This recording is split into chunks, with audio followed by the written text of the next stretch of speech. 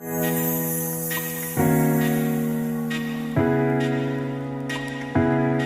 good morning everyone. It's me, Diane, and welcome here in our morning devotion in Extraordinary Place Church. So today, allow me to share with you this message about God is good all the time. Do you know or do you believe that God is really good all the time? Amen.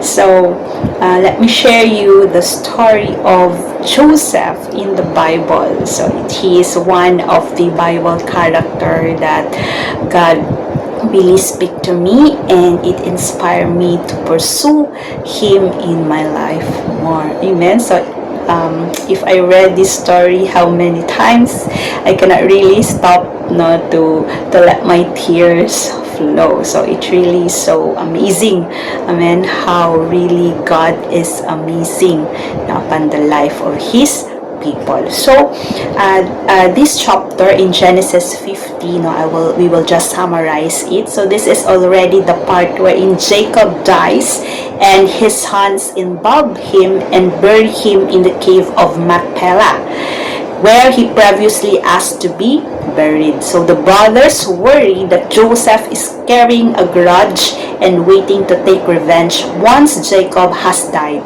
So Joseph does not take revenge on his brother, right? So, but instead, he praises God for using him in incredible ways. Joseph says to his brothers, "What you meant for evil, God meant for good." What a response! So this verse we found in Genesis chapter 50 verse 20. It says, "You intended to harm me, but God intended it for good, to accomplish what is now being done, the saving of many lives." Wow! So like saying also, it's represents also what Jesus had done for us. In even though he suffered, he died, but then all of these things is intended for the good of the people, to save the world. Amen. So in our lives, it speaks to me that this message that we really need to be careful. We really need to be discerning, because sometimes there are people that they are good to us, but later on we just discover that they have these hidden evil motives. And there are some people also that they hurt us. Sometimes they break our hearts, but later on we see that this is just they do it for our own good, because this is out of their care, not to correct us, to let us awaken, because maybe sometimes we don't know what we are doing is not right, or sometimes we know it is wrong, but we have this difficulty to correct it.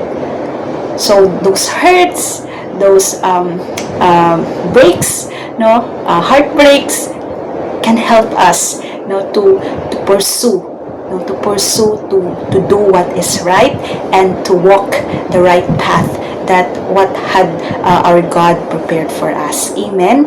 So that's why in the Lord our God, no matter what, if we have Jesus in our life, we believe in him, we follow him, we obey on him in our life, no matter what happened, surely all things will work together for good, amen, to those who love the Lord.